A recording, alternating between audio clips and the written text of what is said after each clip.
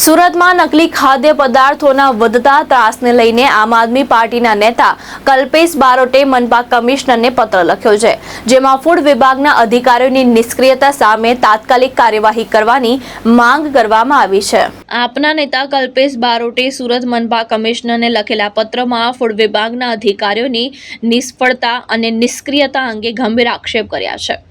તેમણે જણાવ્યું છે કે સુરતમાં નકલી ખાદ્ય પદાર્થો વેચનારાઓનો ત્રાસ દિવસે ને દિવસે વધી રહ્યો છે, પરંતુ ફૂડ વિભાગ તેને રોકવામાં નિષ્ફળ રહ્યો છે। બારોટે પોતાના પત્રમાં સુરત પોલીસ અને એસઓજીની કામગીરીની પ્રશંસા કરતા જણાવ્યું કે જે કામ ફૂડ વિભાગનું છે તે હાલમાં પોલીસ કરી રહી છે। તેમને ચીફ ફૂડ ઇન્સ્પેક્ટર ભાવેશ બ્રહ્મભટ્ટની કામગીરી સામે પણ સવાલ ઉઠાવ્યા છે અને અગાઉ સેન્ટ્રલ ઝોનના નાયબ આરોગ્ય અધિકારી સામે જે રીતે કાર્યવાહી કરવામાં આવી હતી તેવી જ કડક કાર્યવાહી કરવાની માંગણી કરી છે। કલ્પેશ બારોટ, આમ આદમી પાર્ટી સુરત। પત્ર લખવામાં આવ્યું છે શું છે? આજે સુરત મહાનગરપાલિકાના મ્યુનિસિપલ કમિશનરને મેં પત્ર લખ્યો છે।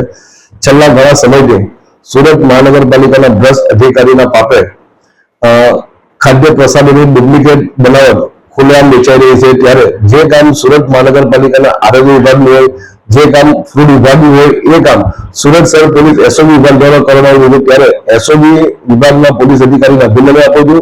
અને જે કામ સુરત મહાનગરપાલિકાનું છે, આરોગ્ય વિભાગનું ડિપાર્ટમેન્ટ અલગ છે, ફૂડ વિભાગનું અલગ ડિપાર્ટમેન્ટ છે, માત્ર ને માત્ર આપતા ઉઘરાવી પોતાનું ઘર ભરવું, આ જ કામ સુરત મહાનગરપાલિકાના અધિકારીઓ છે। આજે પણ સુરતના વિસ્તારમાંથી ડુપ્લિકેટ ઘી પકડાયું છે, લાખો કરોડ રૂપિયાનું ઘી, પનીર, ચીઝ, દૂધ પકડાયું છે, ત્યારે સુરત મહાનગરપાલિકાના અધિકારી શું કરે છે એક મોટો પ્રશ્ન છે।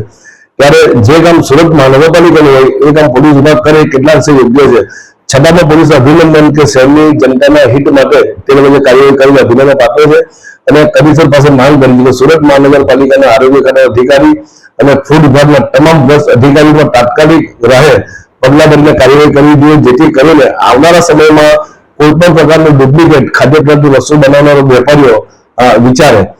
જે જ્યારે કોઈ ફરિયાદ કરવામાં આવે ત્યારે ફૂડ વિભાગના અધિકારી કે આરોગ્ય વિભાગના અધિકારી દ્વારા સેમ્પલ લેવામાં આવે છે, પરંતુ સેમ્પલ લીધા પછી શું કાર્યવાહી થાય છે એ કોઈ પ્રજાને જાણ કરવામાં આવતી નથી।